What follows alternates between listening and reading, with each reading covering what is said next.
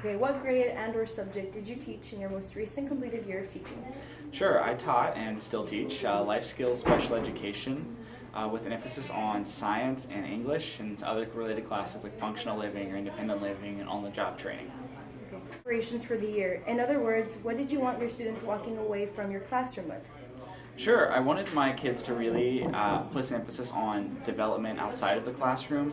Once they leave my classroom, it's going to be, I'm not going to be around, they're not going to have the safety net of being in the classroom. So I wanted them to do more community initiatives to get out into the community, to experience that and have hands-on learning that was really most applicable to job skills, to advocating for themselves, having the parents advocate for their children, so things like that. And that was one of my biggest emphasis, things I placed emphasis on, as well as developing relationships with parents and making sure that they have access to resources when their students graduate. What did you set for student learning and how did you decide on them?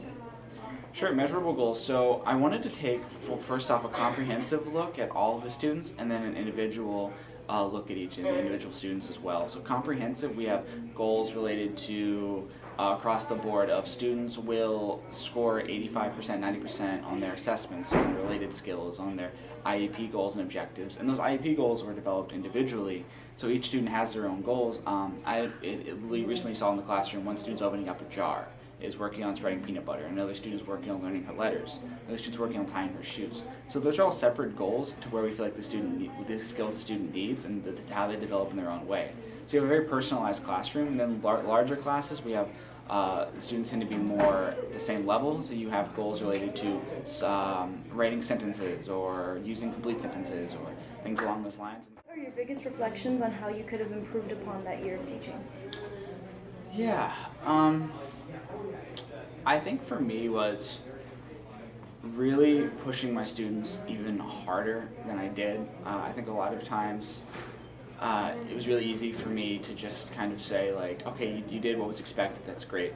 And I would have liked to, in hindsight, and something I'm still continuing to do and improve on, is to push them that extra level, that extra step, so the students improve more. And not so much creating excuses for the kids. I think a lot of times there's a mentality that students with disabilities can't achieve, or that they can't achieve as much, and I think they achieve in different ways.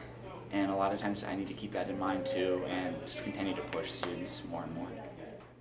I always start with the goal in mind, and then I try to figure out how we're going to reach that goal. And so all the students are in individual places, and some advance faster than others. And so every week I sit down and I look at how they're reaching their goals. I reflect on potential issues we would have had and potential reasons they didn't reach their goals, and try to problem solve. And we ultimately decide if we want to continue with that goal, if we want to try something else. And so each week I create a comprehensive lesson plan for the week in each class and each student, and then throughout the week I even continue to modify. I think especially in special education, the work I do, it's just consistently important that you modify continually in order to reach those goals. Tracker, a nice good old TFA tracker. And so I try to put the information every week, and we again look at the overall goal and where they're going towards. I look at personalized notes, which are extremely important in my work. You look at what issues might have come up, and then you track those goals, and the students track them for themselves as well. And we have a little classroom tracker that they advance towards their goal each step, and that helps them to get motivated as well as figure out what they know and what they've learned.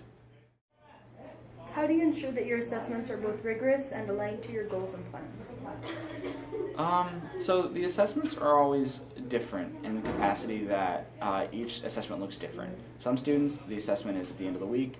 Show me what we've worked on, show me how to create a bunny loop with the shoelace. Or other students, it could be, show me how to write a comprehensive sentence reading the sentence provided here. Show me how to put in your own words and summarize, for example. And so those assessments look, you're on paper pencil, and those I track and I put into a binder and look at those for further progress. The students put in their own binders as well, and other students, again, it's just purely written notes by the teacher. Okay. Hi, welcome to Ruizville, as we so aptly call it. My classroom is really based and modeled off an actual town, so we try to mimic a lot of real world scenarios and situations and stuff that would happen in the real world or out in our Roman community. So I'll give you a tour, so come on in. So first I have all my lesson plans, of course, displayed, so teachers can come by and do an observation. They know what I'm teaching, when I'm teaching it, and things like that. So you come in, and instantly as you come in, you find pictures of students on the wall. It helps the students to really feel, create a welcoming community for students, and to know that they're on the wall, I think really helps them to want to learn and really motivates them as well. And so here, for example, we have the Zapata post office, which we do a lot of things related to writing letters, writing notes, something that you do at a post office. Before we take our trip into the post office on Fridays, we take a community trip every Friday. Come on in. Students have their own cubbies. So this is an incentivized system that we have in place with piggy banks. They earn nickels for the work they do in the classroom, and so they earn nickels and they count them up, and each week they're able to cash them in for prizes or things like that they might want. They could have lunch with the teacher. We have the opportunity for a movie pass, so many tickets, things like that.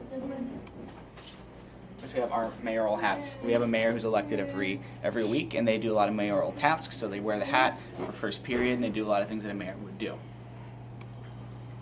So the idea here too, of course, is we track their morning activities to make sure they're doing what they need to in the morning. They would check it off, and then they would fill it out here. Wherever the mayor is, they'd make sure everybody's doing their personalized task and their job for each week.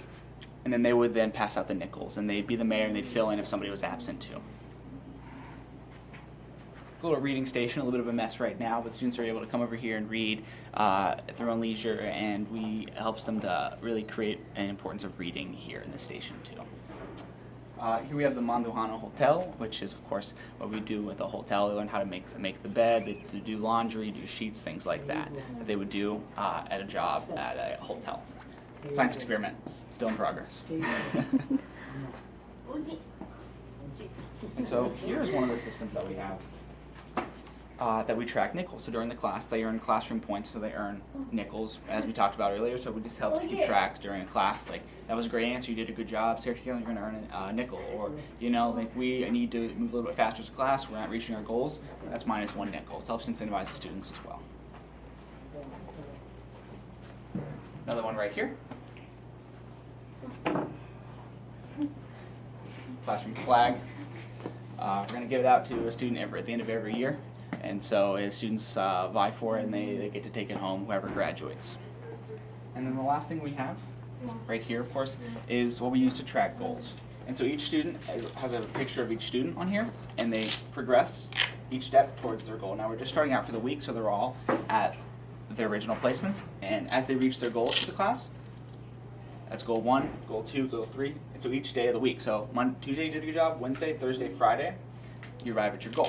And so the students at the end of the goals, they get placed into a raffle. They earn so many nickels, they get placed in for a raffle for a movie pass. It helps the students to see too a visual depiction of how they're doing and things like that. And so each student, of course, has their own binders too, their own individualized goals and things like that. So that is Ruizville. Thanks for taking a quick glance at my classroom, and I'll see you later.